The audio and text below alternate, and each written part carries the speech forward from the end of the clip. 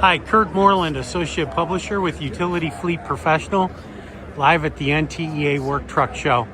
Just got done watching the Poindexter Truck Body press conference. Very exciting. Mr. Poindexter did the presentation announcing their 40th anniversary and how they put together this umbrella of commercial truck body companies. And Redding is introducing right here at the Work Truck Show 2 new truck bodies, the RM35. Look at how beautiful that truck is.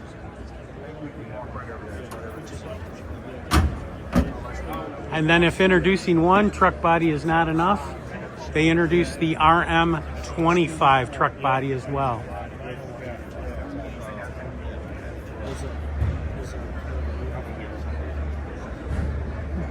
Great introductions here at the NTEA Work Truck Show.